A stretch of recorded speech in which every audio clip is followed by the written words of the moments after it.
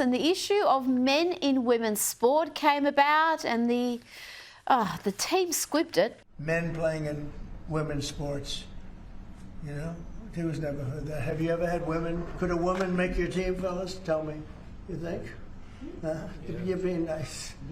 What do you think? Think a woman could make the team?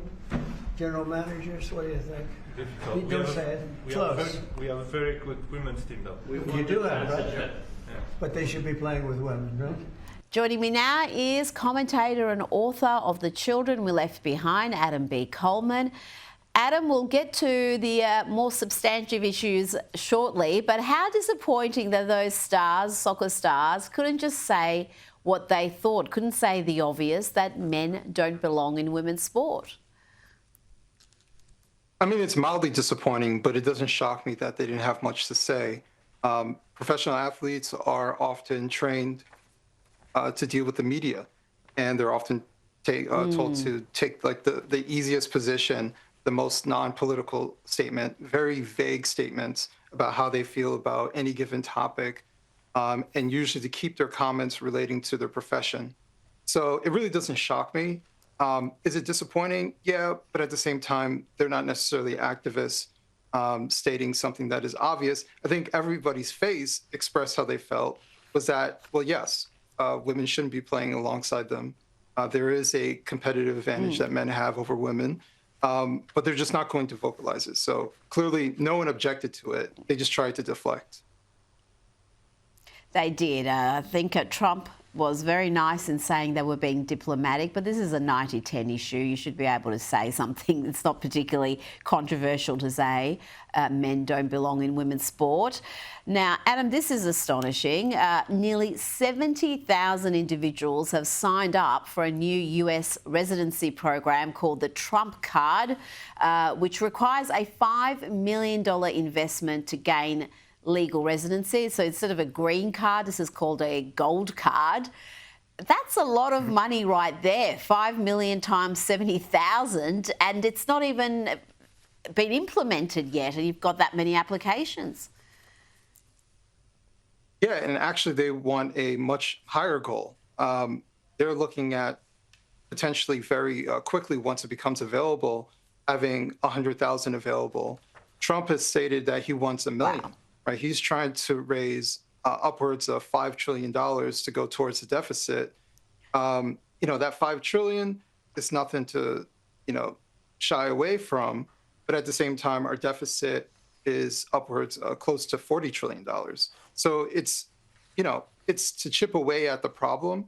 But there are a lot of questions as far as, will this be economically sound? Are there any sort of repercussions? Are we just attracting one particular class of individual to come in, assuming that they're going to stimulate the economy, rather than just find a place for them to lay their head?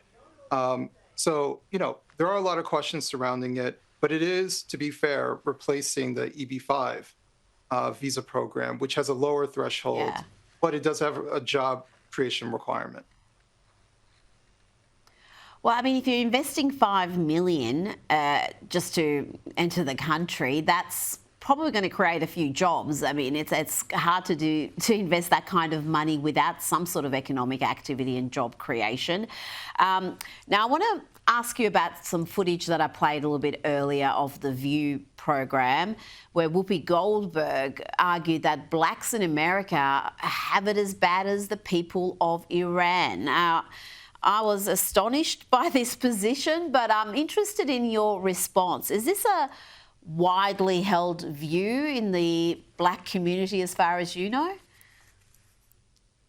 Yeah, I was equally astonished. It is very ignorant to state that it's equal in treatment, especially if you're talking about modern day, which is very interesting in the conversation that she was having. Quickly, she ran to 1965, when we're talking about modern day Iran versus modern day America. The problem that I see is that wealthy, elite blacks tend to have very little issues, so they hold on to a collective oppression, right? This perceived oppression. Meanwhile, they always avoid how comfortable their life is. Whoopi Goldberg is a multimillionaire. I would be willing to bet that she lives a very luxurious life and she's around people who look like her and don't look like her on a consistent basis. And the amount of oppression that she deals with is incredibly minimal in today's standards, right? I can't speak for how her life was in the 80s or in the 70s, when she was very young. But today, it's very comfortable. And she has to go to some sort of group oppression because her life is lacking that oppression. So much of this is honestly just pathetic.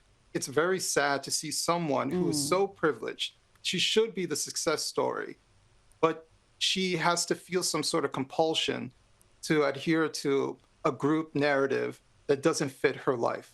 Adam B. Coleman, thank you so much for your time tonight. Thank you.